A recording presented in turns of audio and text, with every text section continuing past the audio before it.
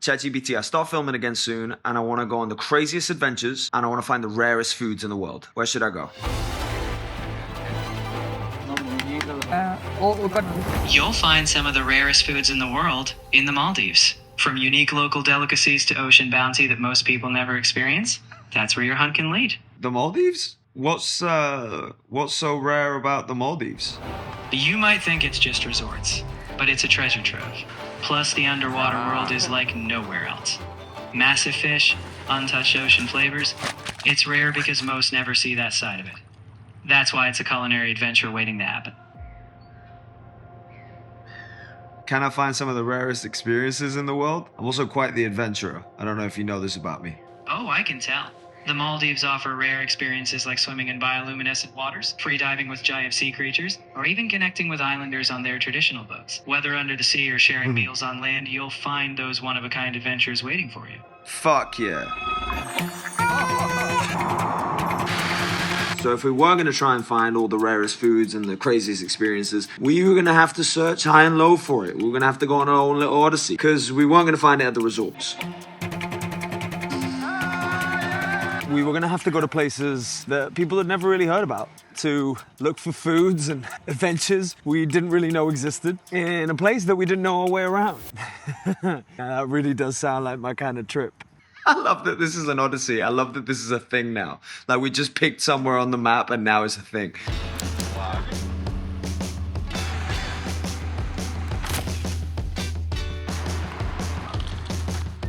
I enlisted my two buddies, friend, who's the best at getting me to do things I'm scared of, and Vito, who's sitting right here, and my parents. So the Maldives is unlike any other place in the world in that it's completely made up of islands. The first place we went was this resort, beautiful resort. Everybody treated us like we were family. Food was amazing. And I mean, I know the plan was to go to places that weren't really resorts to find wild adventures and rare foods, but I was like, this is kind of nice here. Why don't we enjoy this resort thing for a second? Why don't we just, you know, take 5 and just resort it up, you know? And I'm not gonna lie, the resort thing gets kind of addictive because if you'd have asked me before I went to the Maldives how I'd feel about being in a resort, I'd be like, dude, I'm gonna feel so claustrophobic, I'm gonna wanna leave. No, my friend, I fucking loved it there. The islands are so beautiful. Everybody there is so nice. But you got a beach as a back garden, an endless supply of delicious food, and a gym. I was like, can we stay here for a year? I don't know, it was kind of hard to move on. I'm not gonna lie, I was a little bit sad when we had to move on. All the places where you can have the craziest adventures in the Maldives are deep, deep in the ocean. So I knew I was gonna have to get my advanced paddy license. The problem was that an advanced paddy license takes about a week to get. They seem convinced that it's going to take multiple days. I'm convinced that we can get it in one day. So my enjoyment of the resort was cut short by me trying to convince the dive marker to give me a crash course in under a day. He said no, then I asked again, then he said no again, then I asked again, then he said, okay, we'll just do it like that. So I got my paddy license in a day, signed it off, we were off to the races.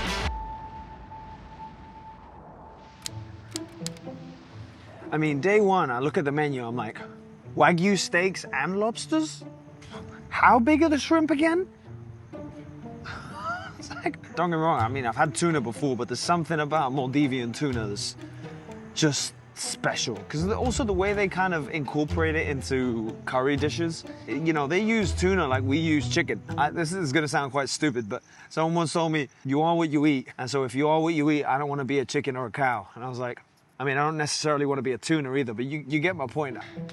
There's one island. They had their own functioning agriculture system from which all the vegetables and produce was locally grown on the island. I went into the kitchen to see if the chef would let me get my hands dirty with it. And he was like, yeah, come in, cook with me. I was like, oh, shit, I'm about to learn now. It was amazing. Again, why do we have to leave again? Whose idea was it to leave? I don't want to leave.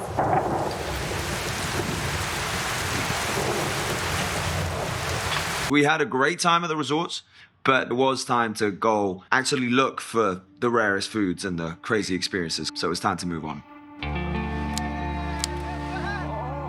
In the Maldives, every single move that you do requires a large amount of logistical planning. Everything's surrounded by water. Moving around in the Maldives is a very difficult thing. But I did know there was one island nearby called Jailbreak that I had flown to 10 years before by myself, and I made two friends, Rusty and Darbo. So I thought, okay, maybe that's the first attempt at finding something local. Did this used to be a different cafe? A different one. Now different company. This was the boat. This was the kind of boat that I came on. I came, I got food. This place where we just ordered some sweets. All they had was fried rice and fried eggs, and I stayed somewhere in the back there. All of these scars that I have on my legs, all of this was because I was sleeping in my board bag and mosquitoes were mauling me. I think I spent like a week here or 10 days before somebody took me to South Malin. But this was one of the best experiences of my life, and I can't believe we just ended up here without planning it. I think things work here in a way that I'm not used to, and that is equal parts interesting and fun. Like, bro, if you want things to be like where you came from, then like stay where you were.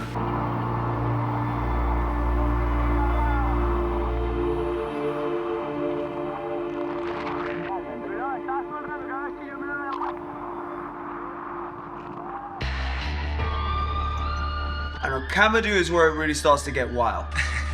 I had underestimated how people would react to me coming to their island.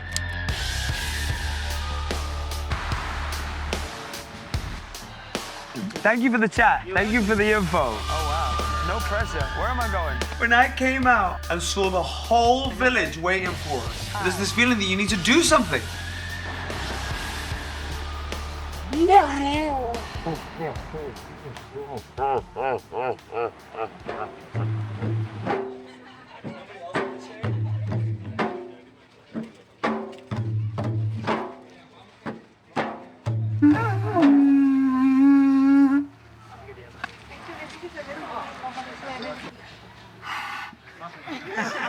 It's the technique. Yeah. Almost. Let's go! Yeah. Everybody on the island got together to show us how they grated coconut, how they milled spices, how they cooked their food. Like so many of the things that we were looking for were just given to us.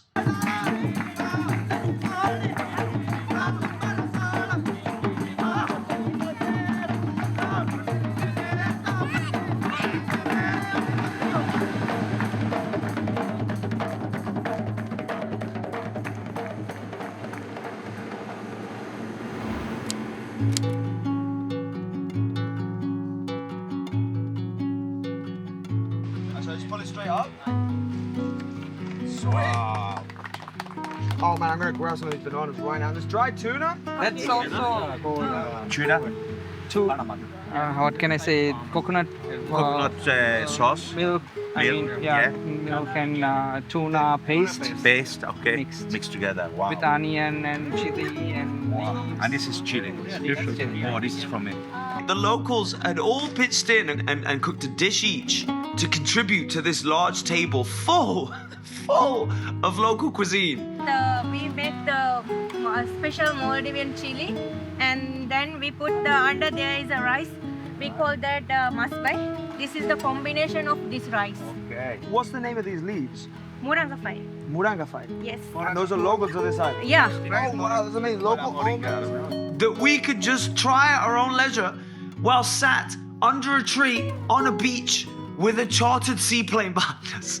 It was amazing, and I can't thank the people of Kamadhoo enough. That day was one of the best days of my life. It was a day that I'll remember for the rest of my life. And my parents were there. It was amazing. it's raw. Yeah. Did you see it raw? It's raw. Try. Yeah. Oh, really? It's very fibrous. Yeah. It tastes good. Really? Yeah, I mean it's. I don't think any Maldivian have tried it, but yeah, I think you are more Maldivian than Maldivians. It's like sushi, bread sushi or something. No, it's. Yeah, I can understand why you cook it. I don't know. Chew it for a bit longer. It's good, it's good. It has good taste. It's true. Now, as amazing as that feast was, I know that we can get even rarer. And I know the important part of this experience is fishing your own fish. So we went fishing, trying to catch a fish. All right, let's make a bet. How many fish do you think we're gonna catch? This guy said he has never come back empty-handed, so let's see. I think maybe around 20. 20 fish? Let's catch some fish.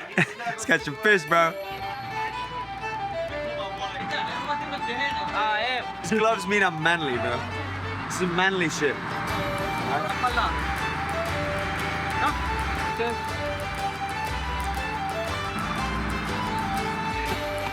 This is so cool.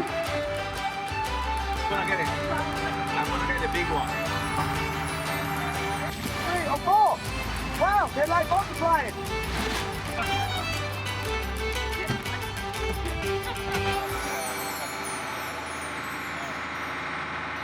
But we caught no fish. It was a bit of a disaster. So we just started wrestling each other instead.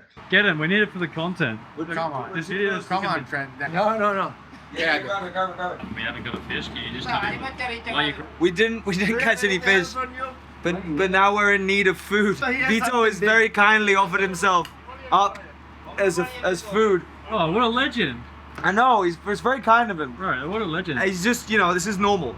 Honeyfurrow Bay is famous for having the biggest conglomerations of manta rays anywhere in the world. Hundreds and hundreds of manta rays are pictured just gathering in that bay. So I was like, all right, we just had some of the rarest food. This is it. We found it. I found what I was looking for.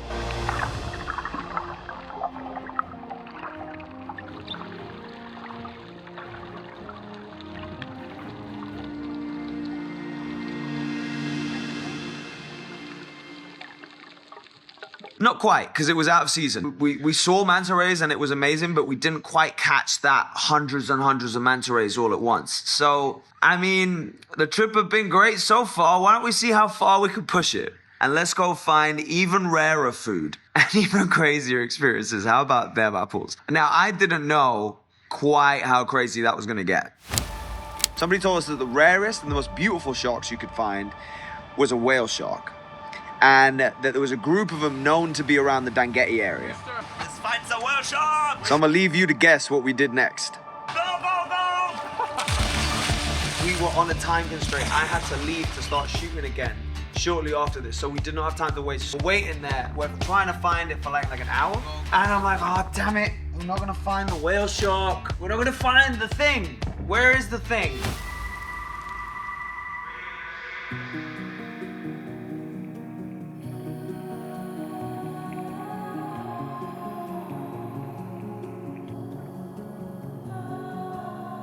Feel the warmth of the summer. I get lost in the colors, golden hours in your eyes. There's a world to discover. All of me is full of wonder. In your light, I'm paralyzed. Can we stay? Let's do this shit. Come with me though, right? You're not gonna leave me here. No. I'm not coming. We failed at the fishing experience, so I'd really like to redeem myself. Why don't we go catch ourselves a massive lobster? Except... It's raining, we're in the middle of the ocean, there's a blood moon and there's sharks. If that ain't a combo, I don't know what the fuck is. What? For some reason, lobster hunting takes place at night? I mean, there's sharks. I don't know. I wasn't so sure about it when we were going into the lobster hunting experience.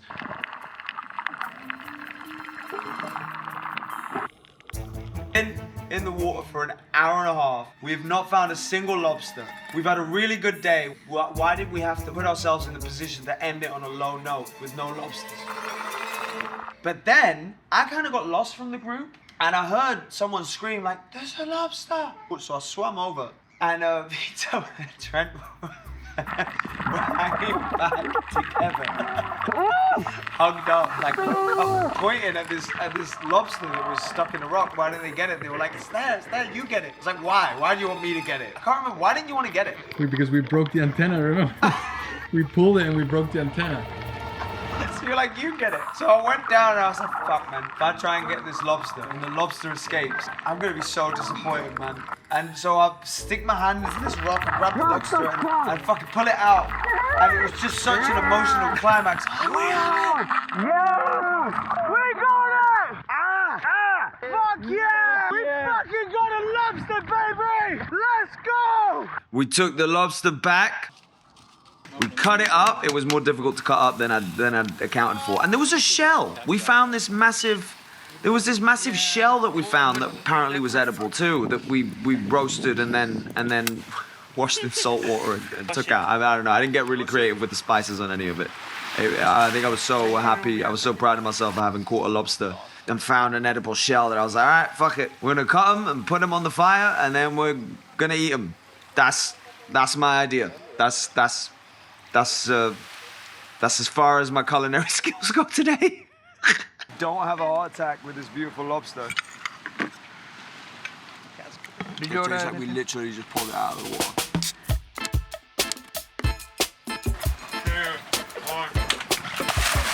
Let's go fucking swim with the nurse shark. I don't know, man. They're really big fish, and you don't feel that confident around them. They were a lot more intimidating than the whale shark. Sure, he was like, why don't you swim backwards through the nurse sharks? Because they're fucking sure. And he's like, I'll do it. I was like, all right, cool, you do it, I'll do it. He did it. He swam backwards through the fucking nurse sharks. I was like, all right, cool. I guess it's my turn to swim backwards through the nurse sharks. My eyes are closed. It feels so weird because you can feel their skin. And it kind of feels like sandpaper. It's just like, bro, what if one of these wants to just nibble at my neck? And just as I thought that, I could feel the top of the nose just opening next to my neck. And I was like, whoa, that's too close. Let me get out of here really quick. You can't try and get out faster. You don't want to move. What's that over there? Is that a shipwreck? That's a fucking shipwreck. Let's go to the shipwreck. How do you randomly end up on the one sandbank?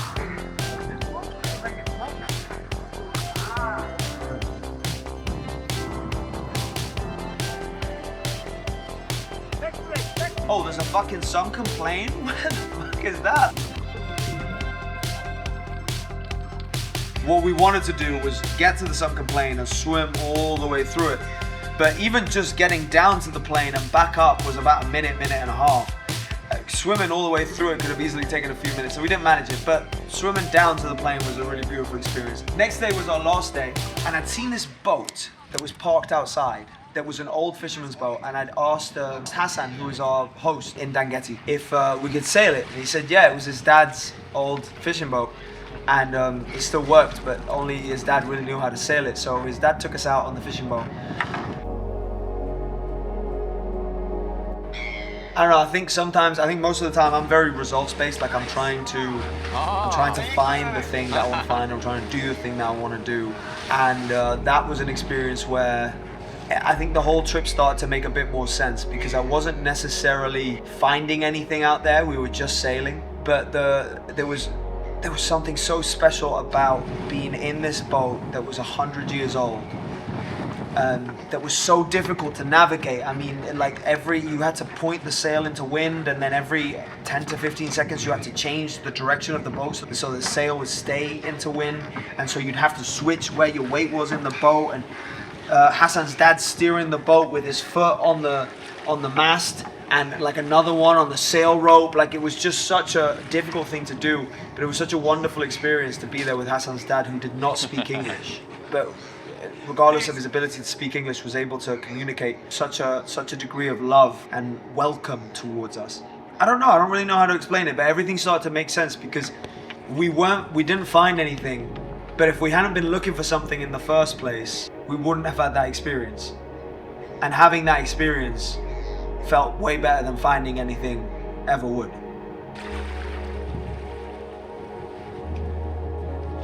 My time was up. I had to leave.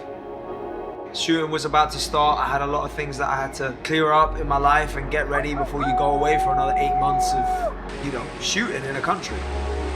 And as great as the trip had been, I was just a little bit bummed that I wasn't going to get to go see the last place that we had on our list, called Formula. From the moment we got to the Maldives, they kept talking about it like it wasn't real. It had these massive, it had all the different species of fish from every corner of the ocean, spices that you'd never even heard of before. And I wasn't gonna be able to make it, man. I mean, my flight was booked, that was that. You know, I had to get on the flight and go be a responsible adult.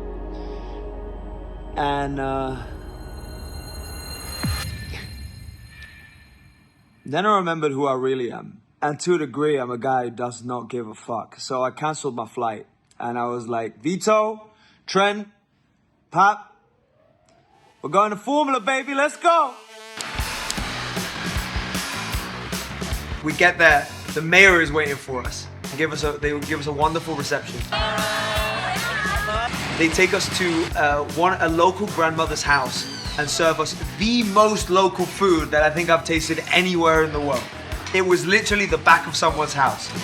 There was this homemade fermented coconut water. A little bit challenging. It was a challenging taste to palate, but it was one of the most interesting things that I've ever drunk, for sure.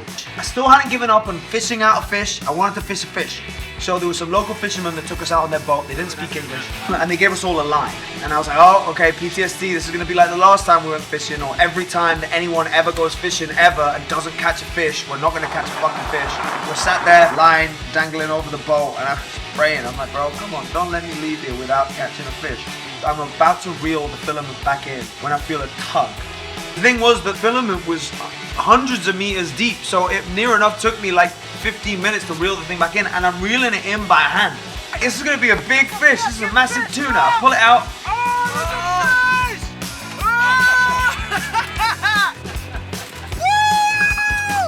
We have a fish, baby! And it wasn't quite a huge fish, but it was a fish, and I was super stoked about it. Vito pulled out another fish. Everyone was pulling out fishes. I was like, okay, this is starting to look a lot like, say it for me now. We take the fish back, I got it, I fillet it, we take it to another grandmother, we cook it up, we serve it to everyone.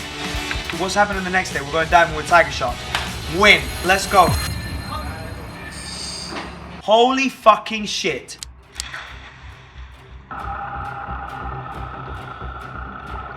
When they said tiger sharks, I thought that they meant like a tiger shark. I didn't think they meant tiger sharks, plural. I don't think I've ever seen that many fish swimming around, let alone tiger sharks. Before I got in the water, I was like, yeah, can I like swim next to the tiger shark? And they're like, yeah, sure, you know, if the tiger shark gets too close or whatever, you can push it away. And I was like, all right, cool, that'll probably never happen. It happened all the time. Every 5 minutes, it felt like somebody had to push a tiger shark away because the tiger shark was getting too close. And I didn't feel that as confident as I definitely felt like I was in their environment. I shouldn't be there, and I should not fuck around.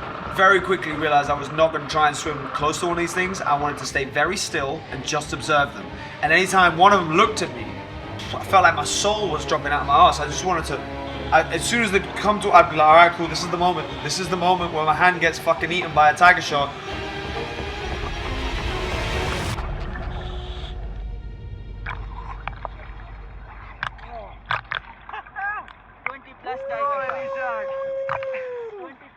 That was a lot of fucking sharks, bro. After that, I was good.